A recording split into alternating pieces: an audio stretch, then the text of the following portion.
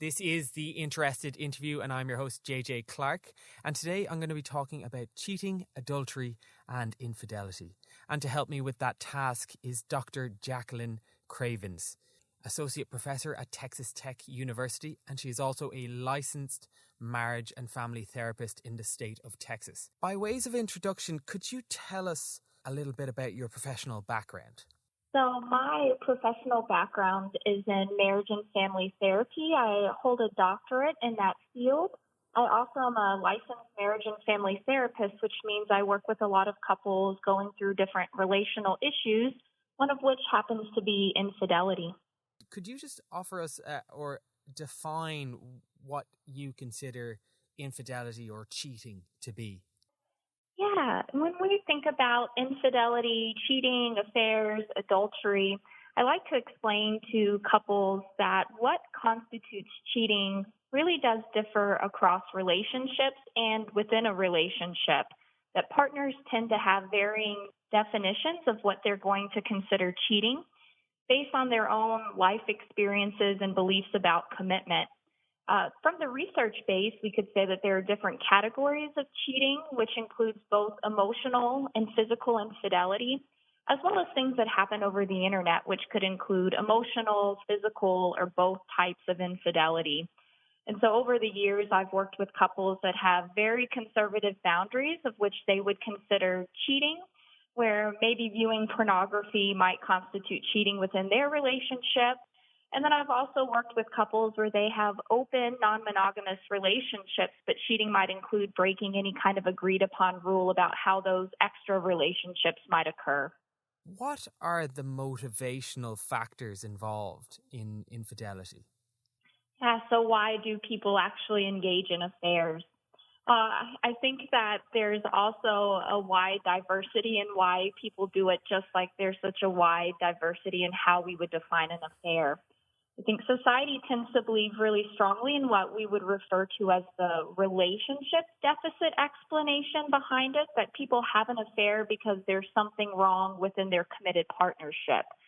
And while that does happen, it's not always the reason why or the motivation behind why people have an affair. Sometimes people feel bored with their life, not just within their relationship, and this is a way to have some kind of new excitement in their life. They have lost a connection to themselves in some important way, and maybe the affair has very little to do with their partner or their relationship, but they're individually getting something from that process.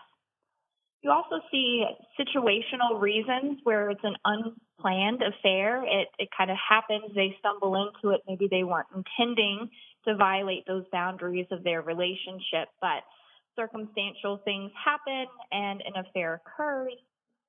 Sexual desire is also a common reason as well. So whether there's a lack of sexual fulfillment within their committed relationship, such as they're not having sex in the way that they feel comfortable asking for from their partner, or lack of sexual desire in the sense that there may be divergent desire within the relationship.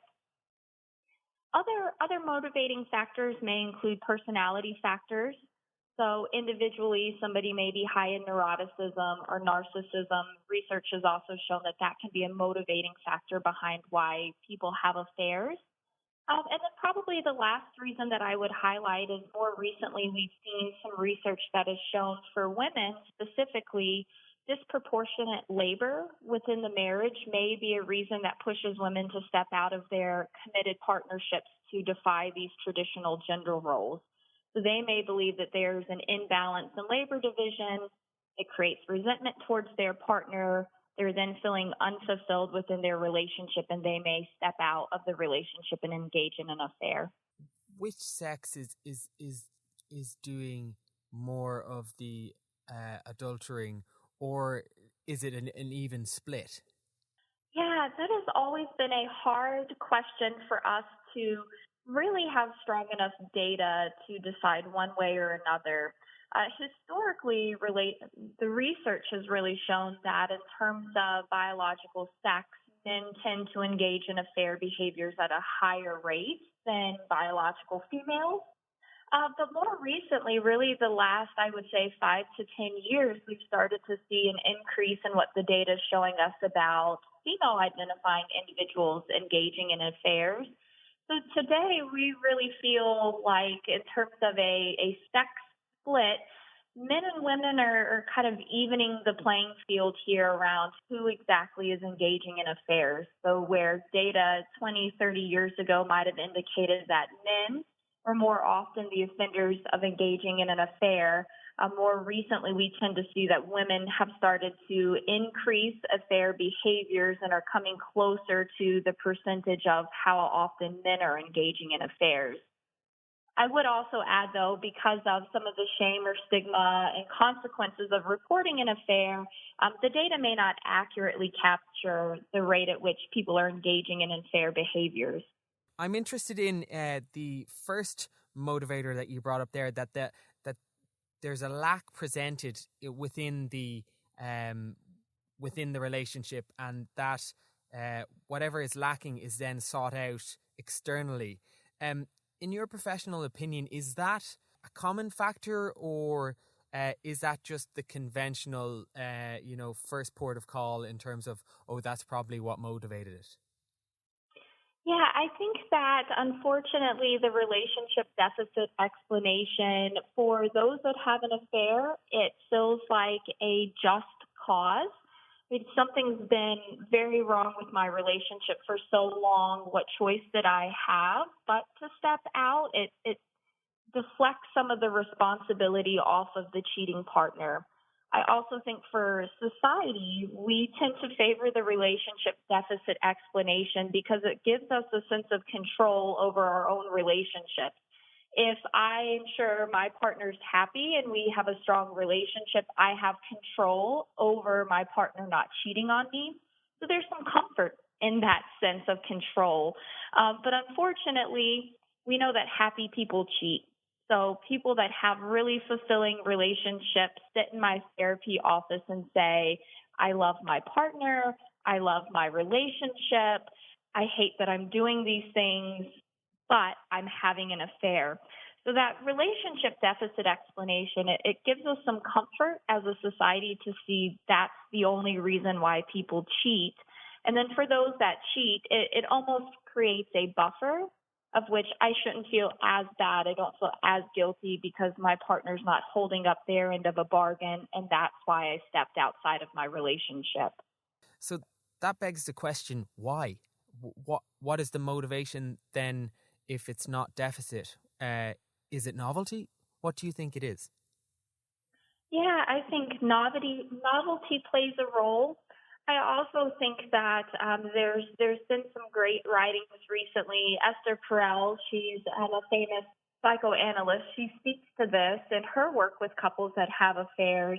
And I love the way that she phrases this as saying, what if the affair has absolutely nothing to do with the other person? What if it had nothing to do with your relationship? And that's a pretty novel way of having these conversations, that potentially the person that's having the affair, that's reporting that they're very happy with their relationship and their partner, is engaging in these behaviors for something personal. Right? What are they getting out of the affair experience? What are they looking for in their own life that this affair might be meeting those needs? And in no way are we then condoning the affair, but it's just a alternate way of coming to understand that people have affairs for very diverse reasons. And usually there are multiple factors that play a role behind the motivation.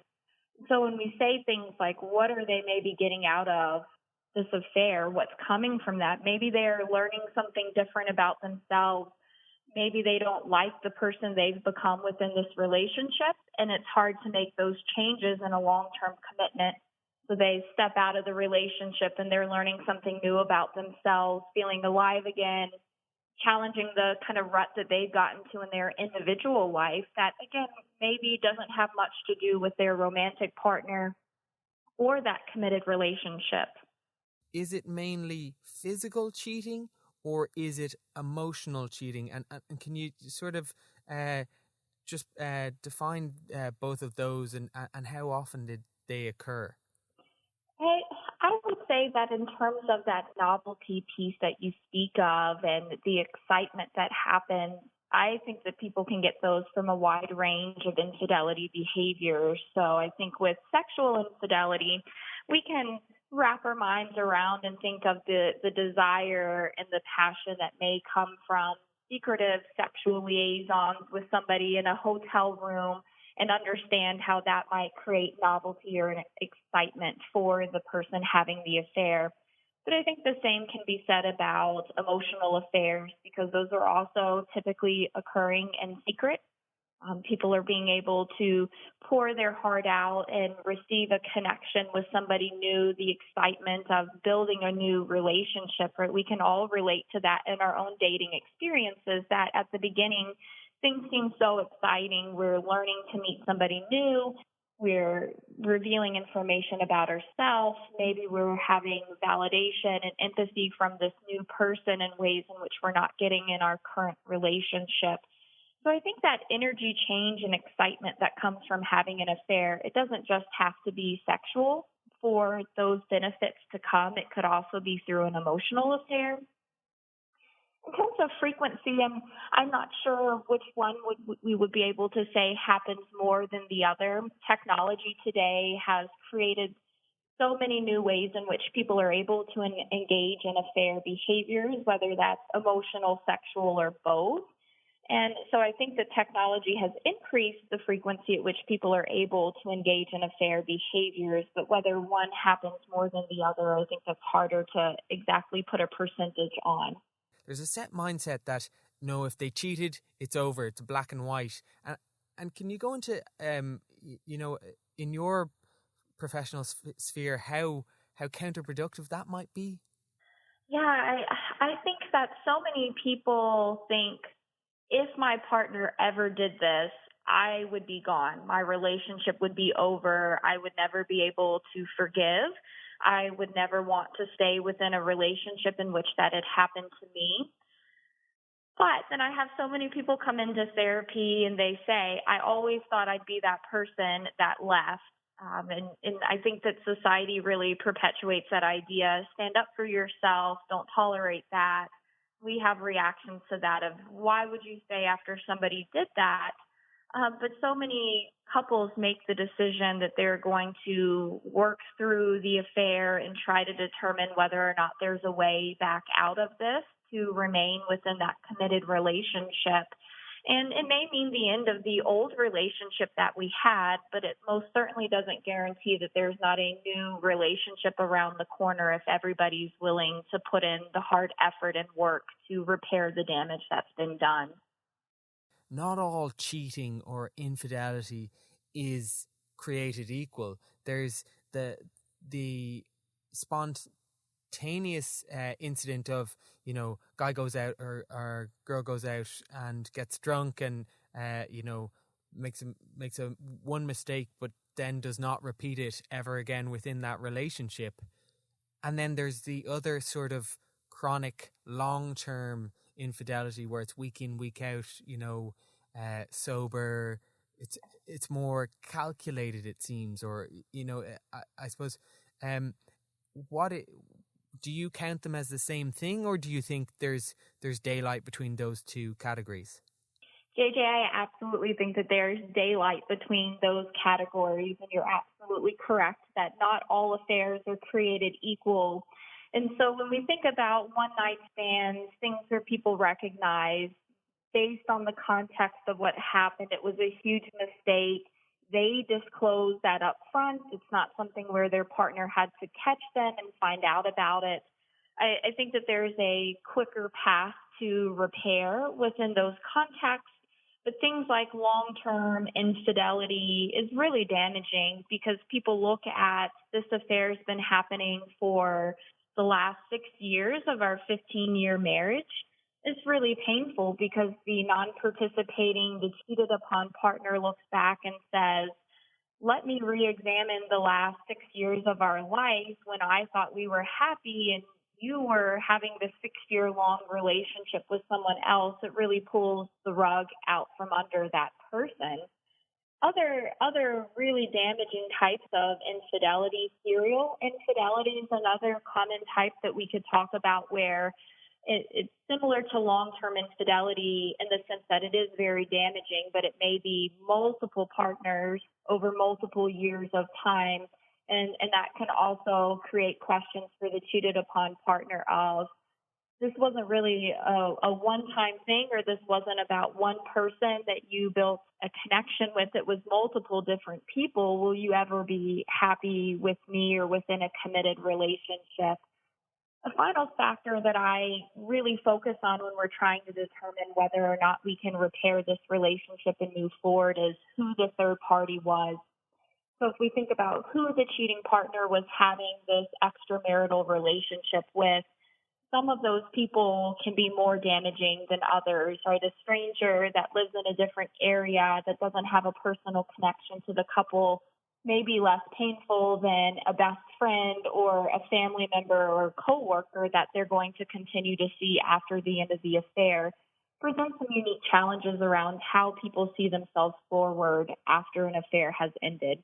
Is it more common that it's not a stranger in a different location? It's a person, that's known to both individuals in the relationship. I would say maybe 20 years ago it was, more common that it's somebody within our social circle, whether that's a colleague at work or a neighbor down the road. But technology really has decreased barriers to meeting people from all over the world that may not have had any kind of personal relationship with that couple. You also see the reconnecting of old relationships because of social media. Right? We think back to high school days or college days, and I wonder what my ex-college boyfriend was up to. And so we reach out on social media through private messaging and think, well, I'm just going to check in, I'm just going to catch up, and slippery slope of the internet, and quickly we've crossed emotional boundaries with that person. So I think it's again hard to have an exact number of what is more common, but I would just highlight how technology and digital media today really has broken down barriers that puts our relationship at risk of meeting and connecting with people from all over the world that might not have had any kind of personal, local connection to that relationship. It's really interesting. And just to further that point, just on, we split the emotional and physical cheating, and it like while we were talking about that, it struck me that if you're physically cheating, that emotional cheating usually comes after that, but it seems that emotional cheating comes before the physical act when it comes to social media and dating apps. Did you find that? It can, and it really depends now on what type of digital media is being used. So if you think about things like Facebook, with Facebook, it may be that things are starting out emotional before they go to physical. But we've also seen the development and widespread use of what are typically referred to as hookup apps that are intentional about meeting somebody for sexual purposes as opposed to emotional purposes. So in those cases, it's depending on what type of application or website is being used to meet a third party outside of our relationship. Things could start out more in the emotional end, or it could have intentionally been just about sexual fulfillment of stepping outside of that relationship. If you wanted outside the relationship, if you wanted to have sex with that person or hang out with that person, why don't you just get out of the relationship that you're in? You're not a slave. You're not a servant. You could leave at any time. Is it comfort? It could be comfort. I also think that when we start asking questions like, why don't you just leave? Why not end the relationship? It's such a complex process of saying, leave the relationship. Well, what exactly does that mean, right? If we're a couple that does not have children, maybe then it's lust that we're giving up. But there are so many things connected now to committed partnerships, shared finances, maybe we're co-owners of a business, maybe we have children, and maybe we have a very strong connection with our individual families. So being connected to our partner's family, an extended family. And so all of these things get so interwoven together that it's not just simply deciding I don't find what I need from my partner. I want out. Right. Well, if I end this relationship, what else comes with ending that relationship? Then it may be all somebody's known for the last 25, 30 years. And so I think that, yes, I agree. You're not a slave to the relationship. Why not just go? But then we get into all sorts of different dynamics with communication styles, people being avoidant, not wanting to have hard, critical conversations with their partner to just say, I'm really unhappy here. I'm starting to look around and think about other options. I feel very tempted to have an affair. What can we do about it? But really, we would hope that that would be the conversation somebody would have before they cross the boundary and actually have an affair. There are so many barriers to people being able to have such a challenging conversation with their partner. And back to that piece about just leaving, why not end the relationship? So many complex factors about what would be different in somebody's life if they did end the committed relationship. Where do you come in, and would you always push to have that conversation before the red button, the nuclear button of cheating is reached? Or if the cheating has happened, would you coach them into telling their spouse about this? Yeah, JJ, you may feel like I'm a little bit of a broken record with my it depends response, but it really does depend because I see people come in to speak with me in so many different stages of what's going on. I've had individuals speak to me about the fact that with their 25-year relationship 15 years ago, they had an affair, never told their partner. They feel guilty. They felt guilty the last 15 years. Should they disclose and tell their partner about the boundary violation that they had? I have people come in and they're very unhappy in their relationship and feel like they're at risk for stepping outside of the marriage. Have people come in and they really want to fix their marriage and they have an ongoing affair that's been going on for the last couple of years and they know they want to tell their partner, but they're terrified to do so. They don't want to lose their partner, but then they're also scared to lose the third party. So how I go about supporting individuals and couples around infidelity really goes back to what do you want to have happen here? What's the goal? And going from there is the goal to try to repair the committed partnership, is the goal to try to figure out why you've been engaging in these behaviors before you make a decision. And depending on who my client is, if it's the individual having the affair versus the couple relationship, how we proceed may be very different. What would be the next steps, or what would your advice be in those situations? I think that redemption within a relationship is so dependent upon what that participating or cheating partner is willing to do for their partner and the relationship. And many of those things have to do with, are they genuinely remorseful for the behavior? Are they willing to sit through very painful, emotionally laden conversations with their partner to hear about the many different ways that they've caused hurt within the relationship and their partner?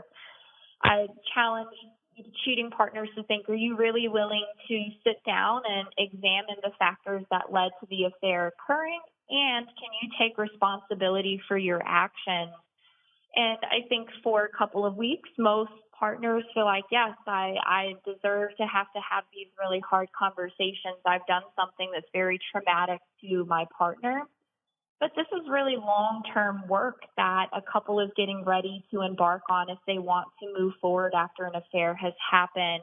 And because of the challenges of sitting and having these conversations for a long period of time over weeks and weeks of going through therapy, the shame and the guilt that can come from talking about your infidelity behaviors tends to lead people to get to a place of burnout where I just want to move past this. I've said I'm sorry. We've talked about this for so long. Isn't it time that we just move on? So I try to help cheating partners recognize at the beginning of the journey, you are going to be ready to stop having these conversations long before your partner is ready to move on and stop having these conversations. You've known about the affair for as long as it's happened. When you disclose this to your partner, you're hitting start on their timetable of knowing that this has been going on. So you have to decide whether or not you're really willing to give the time to this process and be very uncomfortable. Now, all of those things are really hard, but it doesn't mean that it's not possible for partners to move forward and be able to heal after infidelity has happened within their relationship. Is the therapy mediated by you? Is it the couple? As I'm seeing it in my mind, is it the couple sitting on couches or the same couch and they're facing you? Yeah, JJ. So with therapy, I try to help couples understand the road ahead and provide them with a little bit of a roadmap as comfort, as a way to hold hope for. You may be feeling very unhopeful about the future that's to come, but let me hold some hope that we can get past this. I like to tell couples that initially we're really going to be dealing with the trauma response of the infidelity and really thinking about when somebody's had a traumatic event like an affair happen within their committed relationship. Both or more partners within that relationship are going to be feeling very emotional. Things may feel volatile. It may feel like we're on an emotional roller coaster to begin with. And the focus initially is about managing those challenging emotions and doing it in a way that's not further damaging to their relationship. Once partners get through some of that emotional difficulties and challenges where we feel like we, have less intense emotional reactions to the affair, we can begin the process of starting to ask why. Why did this happen? How do we make meaning of this event? And what kind of things do we have to do in the future to better protect the strength of our committed relationship? And so I think in that sense, that's really then the part of the process where I try to help everybody understand forgiveness and the rebuilding of trust is going to happen on its own time frame. However, it is a process in which we have to make the decision to try and do it. It doesn't just happen by magic. Forgiveness is something that we're dedicating ourselves to. It's a process in which we're challenging ourselves to decide it's something we want to have happen within our relationship. So it's something we work towards actively day in and day out until it starts to feel a little bit easier and a little bit easier over time. What would be your, I suppose, just from your experience of seeing the fallout of all, how infidelity can go sideways, in all cases, basically. What would be your advice to those people? I think my advice in that moment would be, these are big red flags.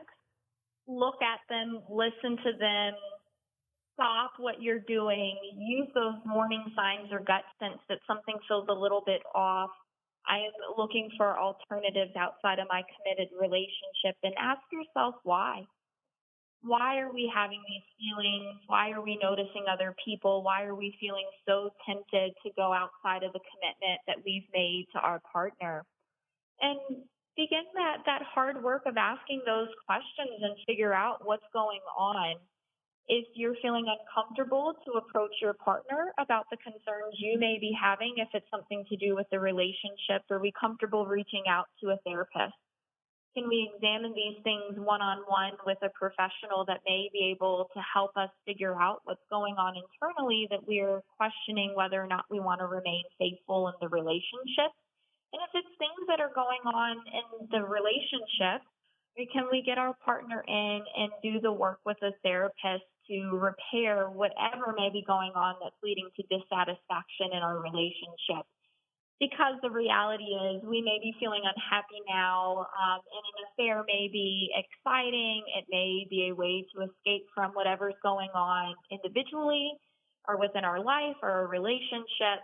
But ultimately, the devastation that comes following an affair, usually people get caught. Usually someone feels guilty over time and decides that they need to disclose it. and the consequences can be so far reaching and far lasting beyond just you and your partner that it tends to not be worth it in the long run. I think we'll leave it there. Dr. Jaclyn Cravens, thank you very much for joining me. Thanks for having me on, JJ.